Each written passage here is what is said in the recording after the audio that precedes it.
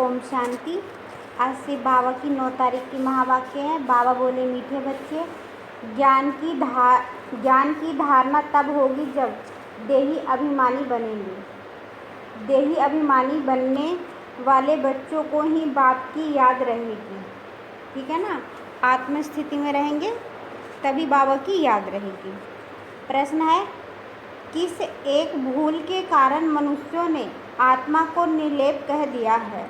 उत्तर है, मनुष्यों ने आत्मा को परमात्मा कहा।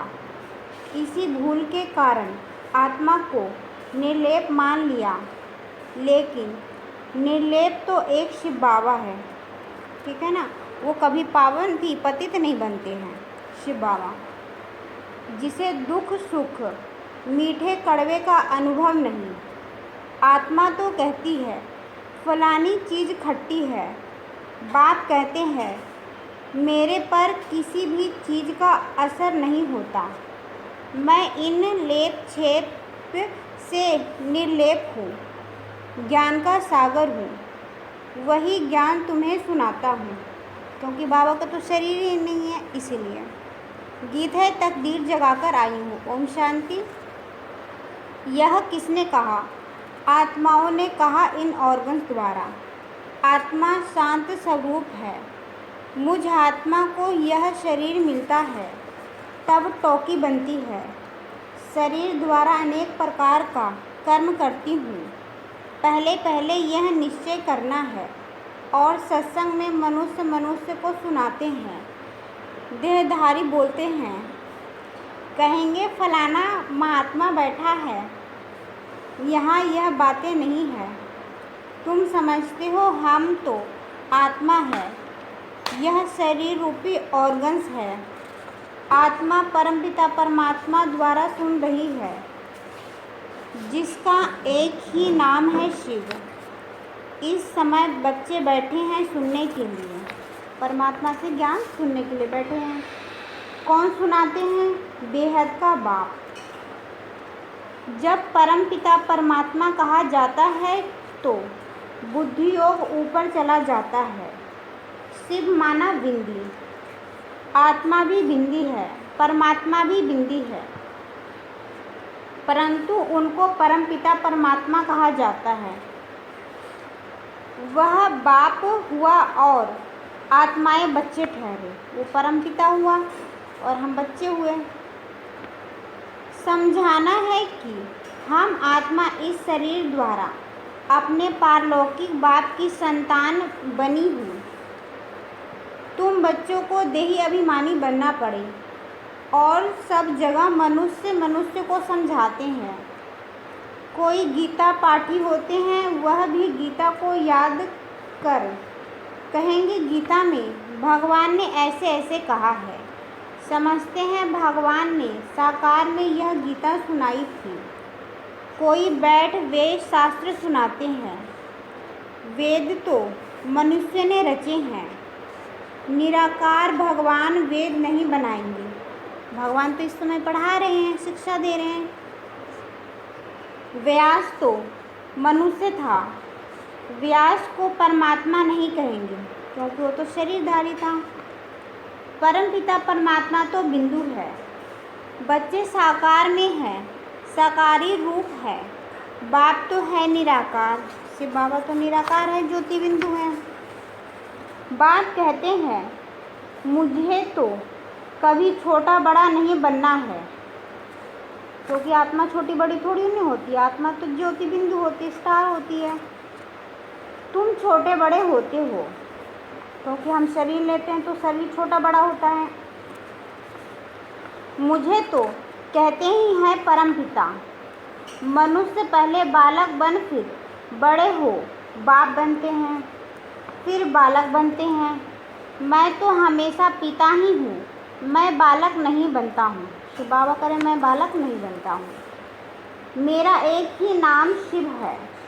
तुम्हारे 84 नाम पड़े हैं, क्योंकि 84 जन्म लेते हो। हम 84 जन्म लेते हैं। मैं परम पिता तो बिंदु रूप हूँ। सिर्फ पूजा के लिए भक्ति मार्ग वालों ने बड़ा रूप बनाकर रखा है। जैसे कोई का बड़ा चित्र बनाते हैं ना, बुद्ध का बहुत बड़ा चित्र बनाते हैं। इतना लंबा मनुष्य तो होता नहीं, यह मान देते हैं, समझते हैं बहुत बड़ा था। बात तो ऊँचे ते ऊँच है, बड़े ते बड़ा परमपिता परम आत्मा।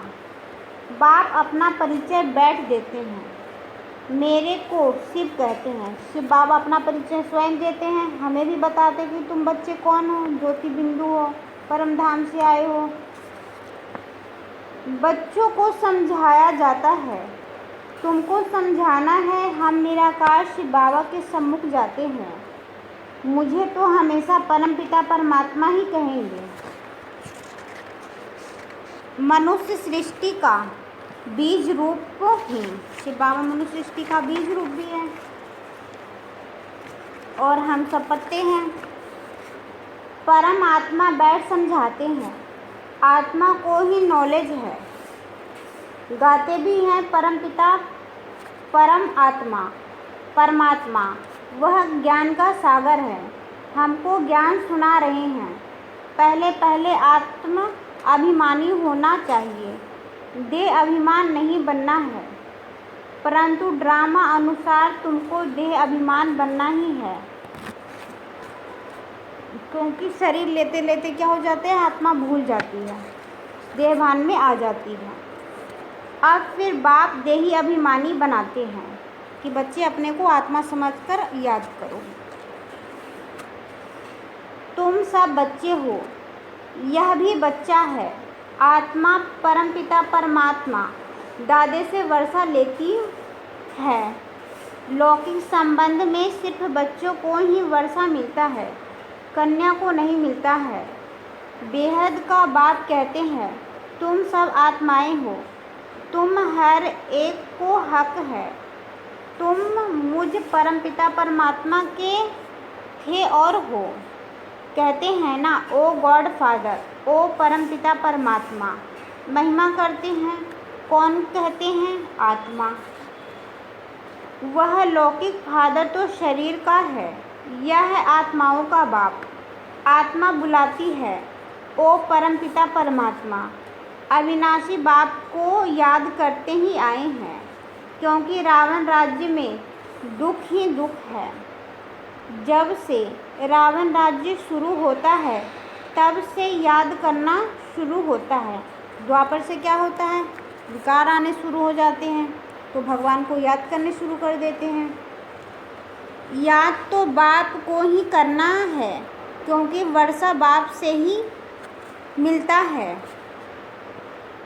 यहाँ तो मनुष्यों को बहुत की याद रहती है, यहाँ तो देहधारियों की याद रहती है। बाबा करे मुझे याद करोगे तो वर्षा मिलेगा, देहधारियों को याद करने से थोड़ा वर्षा मिलेगा, पाप भी नहीं खत्म होंगे। गुरु लोग एक ही याद भुला देते हैं। अगर सर्वव्यापी है तो फिर गॉड व फादर किसको कहें। अगर तुम्हारे में भी परमात्मा है, हमारे में भी परमात्मा है, तो हम दुखी परेशान क्यों हैं। बाप घड़ी घड़ी कहते हैं, बच्चे देही अभिमानी बनो, मतलब अपने को आत्मा समझो। उठते बैठते मुझ बाप को याद करो, समझो हम श्रीमत पर चल रहे हैं। मैं आत्मा खा रही हूँ बाबा की याद में, याद से विकर्म विनाश होंगे। बाबा करे मेरी याद से ही तुम्हारे पाप जन्म जन्म के भस्म होंगे। मंजिल है बड़ी भारी, योग कोई मासी का घर नहीं है। मनुष्यों ने तो बाप का नाम ही प्राय लोप कर दिया है। श्री कृष्ण तो बच्चा ठहरा, इतनी बड़ी प्रारब्ध जरूर बाप ने ही दी है। श्री कृष्ण को भी किसने दिया, शिव बाबा ने दिया है, इतना पुरुषार्थ करा उन्होंने। बाप समझाते हैं, देह सहित देह के सब धर्म भूल जाओ। यह नाम तो सब बाद में रखे गए हैं, ये द्वापर से और धर्म आते हैं। तो यह समझना है कि परमपिता परमात्मा द्वारा हम यह नॉलेज पढ़ रहे हैं, और कोई ऐसे स्कूल नहीं है जहाँ समझे कि हम आत्मा है। तुम जानते हो पहले सतो प्रधान थे, फिर सतो रजो तमो में आते हैं। खाद आत्मा में पड़ती है, मैल आत्मा में पड़ती है, विकारों की मैल। मेरे में तो कभी खाद नहीं पड़ती है, क्योंकि शिव बाबा क्या है, प्योर पवित्र हैं, उनका शरीर तो है नहीं, इसीलिए उनके अंदर खाद नहीं पड़ती है। हम शरीरधारी हैं, जन्म लेते हैं, इसलिए आ जाते हैं। मैं एवर सच्चा सोना हूँ, तुम्हारी आत्माएं सब इस समय आयरन एज बन गई हैं। मम्मा भी कहेंगे, हमने शिव बाबा से जो सुना है वही सुनाते हैं। शिव बाबा तो खुद ज्ञान का सागर है, यह बड़ी समझ की बातें हैं। बरोबर हम बाबा के बने हैं, वह हमें पढ़ाते हैं। शिव बाबा हमें पढ़ा रहे हैं। बाबा से पढ़कर हम जीवन मुक्त बनते हैं। जीवन मुक्त माना इस शरीर में तो आना है, परंतु सुख भोगना है। सत्युग में सिर्फ सुख भोगेंगे, कोई कष्ट नहीं होगी। यहाँ तो शरीर के कष्ट भोगते हैं। मुक्ति सबको मिलती है, परंतु जीवन मुक्ति में तो नंबरवार आते हैं, पुरुषार्थ अनुसार आते हैं। सतयुग में मुक्ति तो सब आत्माएं होती हैं, क्योंकि मुक्ति तो सभी को मिलती है। दुख से आधा कल्प के लिए मुक्त कर देते हैं। कहते हैं तुमको लिबरेटर कर जीवन मुक्त बनाता हूँ, मतलब सुखी बनाते हैं बाबा एब्ड्रॉप्ट करके। फिर कोई कितने जन्म लेते हैं। जीवन मुक्त तो सब बनते हैं। सदगति दाता है ही एक, सदगति दाता शिव बाबा ही हैं। जो भी धर्म स्थापक है, सब पुनर्जन्म लेते लेते अब तमो प्रधान बने हैं। मैं आकर सबको इन दुखों से छुड़ाता हूँ, इसलिए मुझे लिबरेटर कहते हैं। मुक्ति जीवन मुक्ति दाता कहते हैं। मुक्ति अर्थात अपने घर साइलेंस धाम में जाना, मतलब शांति धाम में बैठ जाना वहाँ पे, और जीवन मुक्ति में स्वर्ग में पहुँचना, सुख भोगना। बाप भी परम धाम से आते हैं, जिसको परलोक कहा जाता है। तुम निर्माण धाम और स्वर्ग धाम दोनों को याद करते हो। स्वर्ग और नर्क यहाँ ही होता है। बाबा करें यहीं पे स्वर्ग और नर्क होता है। इस समय सब समझते हैं यह नर्क है, कितना दुख पाते रहते हैं। गरुड़ पुराण में तो बहुत रोचक बातें लिख दी है, जिससे मनुष्यों को डर हो और पाप करने से बच जाएं। इसलिए ऐसी ऐसी बातें बैठ बनाई है। द्वापर से यह शास्त्र बनना शुरू करते हैं। बात कहते हैं मैं आकर ब्रह्मा द्वारा ब्राह्मण धर्म रचता हूँ, वह फिर सूर्यवंशी चंद्रवंशी बनते हैं। दो युग में कोई धर्म स्थापन करने वाला नहीं आता है। सतयुग त्रेता में क्या है, कोई धर्म नहीं है, सिर्फ एक राज्य, एक भाषा, एक कुल है, एक मत है। फिर एक दो के पीछे सब नंबरवार आते हैं और अपने अपने धर्म को जानते हैं। यह देवी देवता धर्म प्राय लोप हो जाएगा। फिर द्वापर से क्या हो जाएगा, ये देवी देवता धर्म खत्म हो जाता है, गुम हो जाता है। फिर अपने को देवता कहला नहीं सकेंगे। पतित कैसे श्री श्री अथवा श्रेष्ठ कहलाएंगे। बाप ही श्रेष्ठ बनाते हैं। देवी देवताओं को श्रेष्ठ कहा जाता है।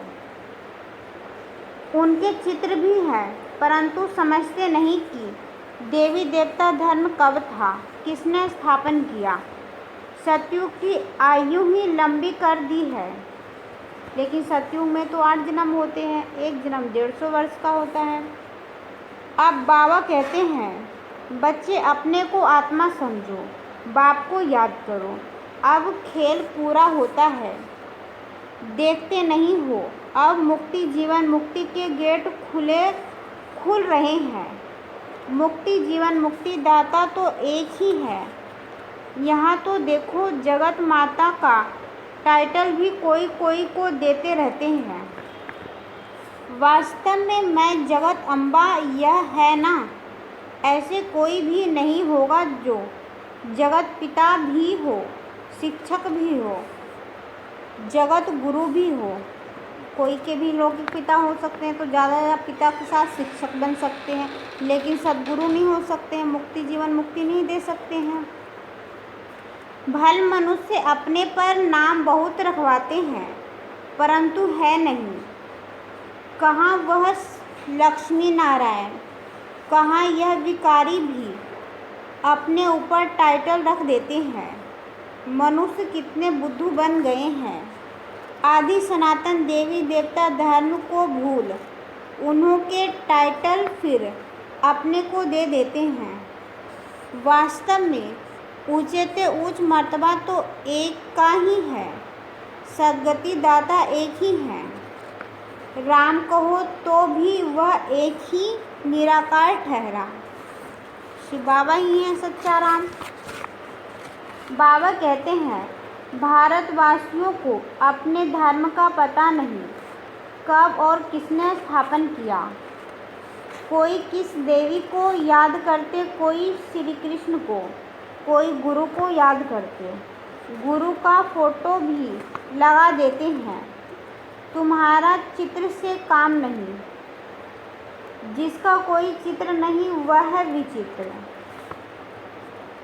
आत्मा विचित्र है, निराकार है। जैसे बाप विचित्र है वैसे बच्चे भी विचित्र हैं। जैसे शिव बाबा निराकार हैं, ज्योति बिंदु हैं, वैसे हम बच्चे भी ज्योति बिंदु हैं। आत्मा ही सुनती है। बाबा ने यह तन लोन लिया है। शिव बाबा ने लोन लिया है ब्रह्मा बाबा का तन। कहते हैं प्रकृति के आधार बगैर मैं ज्ञान कैसे दूँ। ज्ञान को सुनने के लिए क्या चाहिए, सुनाने के लिए तो चाहिए ना शरीर, वरना कैसे सुनाएंगे। राजयोग कैसे सिखलाएंगे।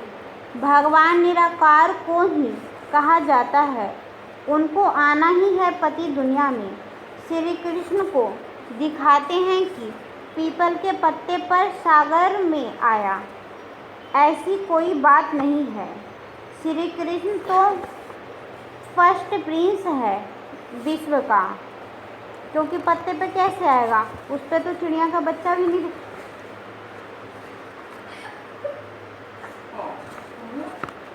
वहाँ और कोई धर्म नहीं, अद्वैत राज्य है। फिर द्वैत हो जाती है, फिर अनेक प्रकार के धर्म स्थापन होते जाते हैं।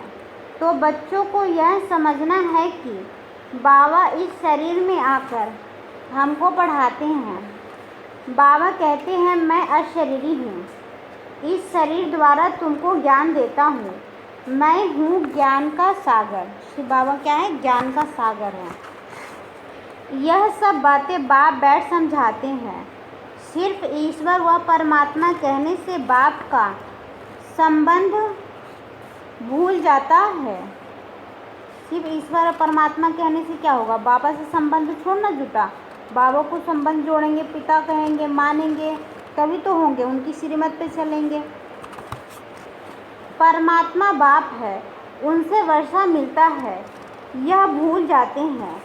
वह हमारा बाप है, क्रिएटर है, हम उनकी रचना है, उसने क्रिएट किया है। कोई तो रास्ता होगा ना। बाबा ने समझाया है पुरुष हद का ब्रह्मा है। बच्चों को क्रिएट करते हैं, पहले स्त्री को अडॉप्ट करते हैं, फिर उनके द्वारा बच्चे क्रिएट करते हैं। बाबा भी कहते हैं मैं इन द्वारा क्रिएट करता हूँ। शिव बाबा ब्रह्मा द्वारा क्रिएट करते हैं। स्त्री तो ज़रूर चाहिए ना। बाबा को कहते ही है तुम माता पिता, तो यह ब्रह्मा माता हो गई। इन द्वारा एडॉप्ट करते हैं तो तुमको ब्रह्मा मुख वंशावली कहेंगे। तुम बाप के बने हो इन द्वारा, ब्रह्मा बाबा के द्वारा हम बने हैं। यह बड़ी वंडरफुल बातें हैं, शास्त्रों में यह नहीं है। मुझे कहते हैं नॉलेजफुल, जानी जाना नहार। शिव बाबा नॉलेजफुल भी है और जानी जानन भी आ रहा है। शिव बाबा सब कुछ जानते हैं। मनुष्य समझते हैं परमात्मा सबके अंदर की बातें जानते हैं, थॉट रीडर है, लेकिन इतने सबका थॉट रीडर कैसे बनेगा? बाबा कहते हैं मैं सबके दिल को थोड़ा ना देखता रहूँगा, ये काम रह गया उन्हें।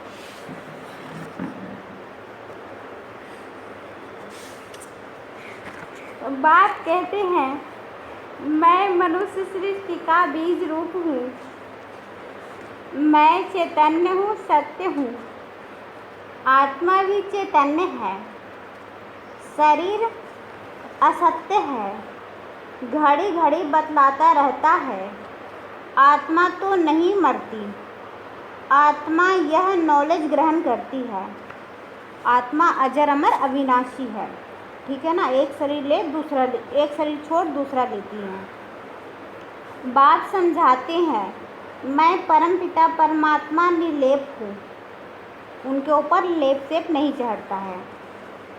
अर्थात दुख सुख का अथवा कड़वी मीठी चीज़ का मुझे कोई असर नहीं होता है। बाबा को किसी चीज़ का असर नहीं होता है। मैं इन लेप छेद से निर्लेप हूँ, ज्ञान का सागर हूँ। मनुष्य फिर कहते हैं कि आत्मा निर्लेप है, क्योंकि आत्मा स्व परमात्मा एक है। एक ने कहा बस उसके पीछे फॉलो करते रहते। बाप कहते हैं मैं निर्लेप हूँ, मुझे कोई खट्टा खारा नहीं लगता, यह इनकी आत्मा कहती है। शिव बाबा क्या है? निर्लेप है। उन्हें सब बच्चे एक समान लगते हैं, क्योंकि सभी के अंदर से विशेषता देखते हैं। बाप कहते हैं मैं निर्लेप हूँ, मुझे कोई खट्टा खारा नहीं लगता, यह इनकी आत्मा कहती है। फलानी चीज़ खट्टी है, ब्रह्मा बाबा की आत्मा कहती है, क्योंकि शरीर में है। मेरे में सारे सृष्टि का ज्ञान है, जो आत्माओं को पढ़ाता हूँ। तुम हर एक को समझाना है। हम आत्मा परमपिता परमात्मा द्वारा सुन रहे हैं। यहाँ तो बरोबर भगवानुवाच है। निश्चय करना चाहिए गॉड क्रिएटर इज वन। पहले पहले मुख्य बात है भारत की। भारत को अविनाशी खंड कहा जाता है। यह भारत है बर्थ प्लेस, पतित पावन बाप का। ये बाबा की जन्मभूमि है। बाबा भारत में ही शिव बाबा आते हैं। यह बहुत ऊंच खंड है। यहाँ लक्ष्मी नारायण की राजधानी होगी।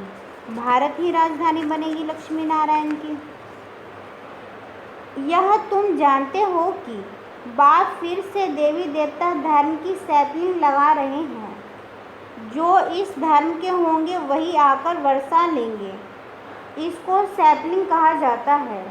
बाबा ने समझाया देही अभिमानी बनना है। फिर बाबा ने क्या कह दिया? देही अभिमानी बनना है, अपने को बार बार आत्मा समझना है।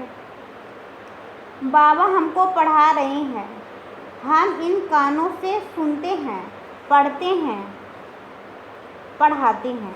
अच्छा, मीठे मीठे सिक्की लदे बच्चों प्रति माता पिता बाप दादा का याद प्यार और गुड मॉर्निंग।